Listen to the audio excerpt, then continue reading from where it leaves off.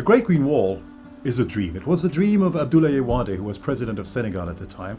And his dream was that by planting trees, you could protect the productive lands in the Sahel from the encroachment of the Sahara. So in its initial formulation, the Great Green Wall was supposed to be a band of trees about 15 kilometers wide, ranging all the way from Senegal in the west to Djibouti in the east. That's of course pretty naive to any ecologist.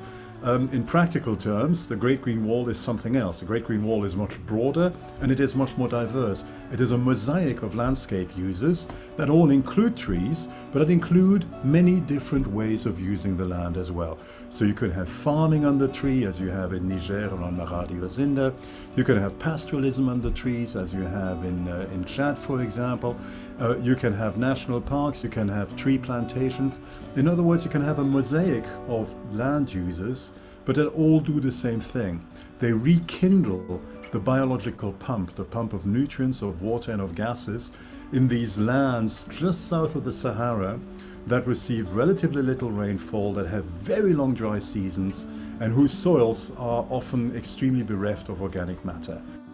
The Great Green Wall, to put it very low, very ordinarily, is a Pan-African sustainable land management and restoration initiative, which was initiated by the African Union in 2005-2007, and it came about because of the increasing challenges of extreme weather conditions that was affecting the dry lands of Africa, especially the Sahel and the Sahara region. There in those regions, there was increasing incidence of drought, increasing incidence of flood. You had insect pests like the cricket, and this was jeopardizing development in the region. So the Great Green Wall is a way of getting back something that was there before. Because the reports we have, the first written reports that we have from the region, from the 18th century and 19th century, describe a landscape not very different from the one you see today in the national parks of Kenya or Zambia. A landscape filled with trees and with grasses and with lots of wildlife. Today, as we all know, the wildlife has practically disappeared everywhere in the region, the trees have mostly been cut down, and the grass has been replaced by a hardpan on millions of square kilometers. So the Great Green Wall is desperately, desperately needed. And so the head of state thought that it was going to be better to have some kind of a Pan-African program that would support the member states in the fight against these extreme weather conditions. And all of this, as you can imagine, was being exacerbated by climate change, and adaptation was difficult. Mitigation was, very difficult. So the program was created to bring in the necessary resources, both at the level of the policy and at the level of the financial resources, to support these countries that were really facing it difficult to handle these extreme weather conditions.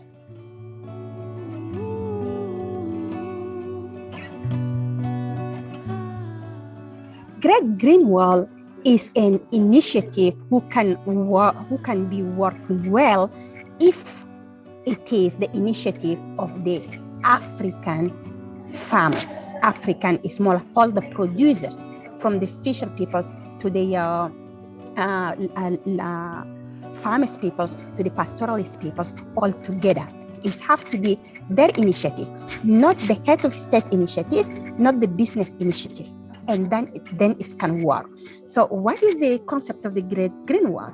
It is how we can reconstruct the biodiversity, having a belt of the trees who can stop the desertification to advance, who can reconstruct the biodiversity, who can stop the climate change.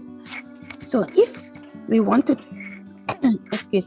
if we wanted to reach this objective, to reach this goal, so who are the ones who are in the ground, who are doing the work?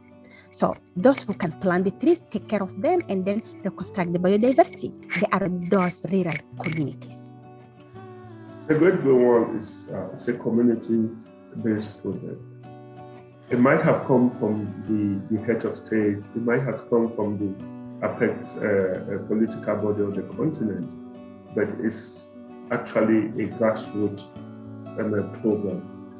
For instance, for us to get involved in a country, in all of these countries, we first of all developed at the apex level what we call the harmonized regional strategy for the implementation of the Great Green Wall. Okay, that was the policy.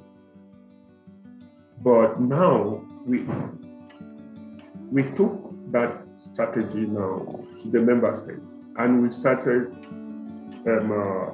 how do I put it, some sort of participatory approach on developing what we call the national action plans for the implementation of the Great Green Wall in each of our member states.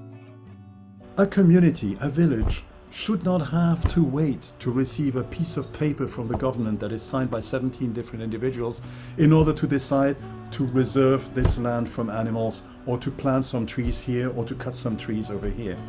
They should be given agency over their own land. And what we know is that when this agency is given back to people, miracles follow. And that was the lesson in Niger, for example, where millions of hectares of land around Maradi and Zinder have regreened in the last 20 years, are filled with trees again, because locals were simply given one simple assurance: those trees are yours. You can do whatever you like with them. You can grow them, you can prune them, you can cut them. And people are not stupid. They know the value of trees. So as soon as that was the case, the trees came back, people regenerated them, the landscape filled with trees again. And finally, the policies need to adapt to the needs of those peoples, because our region's policies on all the Great Green Wall, they must apply the land tenure rights, and that can avoid the land grabbing from the big projects of the Great Green Wall. Because I know that in some countries they displaced a lot of communities just to say they're going to plant the trees there, and now the community are displaced, the place do not have trees, and then they increase the land degradation ever. So it's have to be really avoid and work with the communities. The vision by 2030, using the SDG, is to have 100 million hectares of land to be restored, degraded land, is to create 10 million jobs, and is to sequester 250 million tons of carbon. We are getting to that. And our vision was also to resource, to have about 30 to 40 billion dollars. Today, we are having about already, we have pledges and also funds of over $23 billion already. So a lot is being done. And we have created a lot of jobs, decent jobs, not just any jobs. More than 300,000 decent jobs. We've raised the gross domestic product at the level of the families in this region of millions of dollars. And as we speak, we are investing millions of dollars in the implementation of these initiatives. Hello everyone, I am Charline Douala-Fuyem from Cameroon. I am an environmental engineer. Concerning the question, will the Great Green Wall improve living conditions in the Sahel? I can firstly say that the Great Green Wall is the name of an ambitious program to simultaneously combat desertification and the effect of poverty launched in 2005 under the auspices of the African Union and the West African Sahelian Organization. Why the Sahel? Because of its persistent food insecurity and ecological uncertainties, which combine to make it a structural crisis-prone area.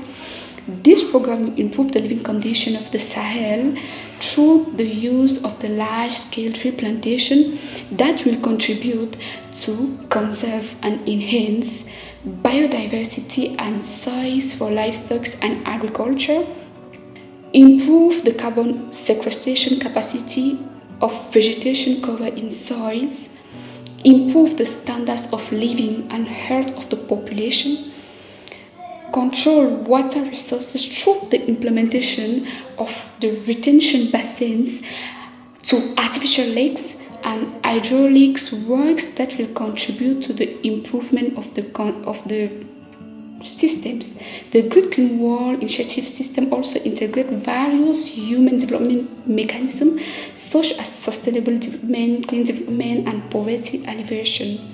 I hope you have learned from this. Thank you.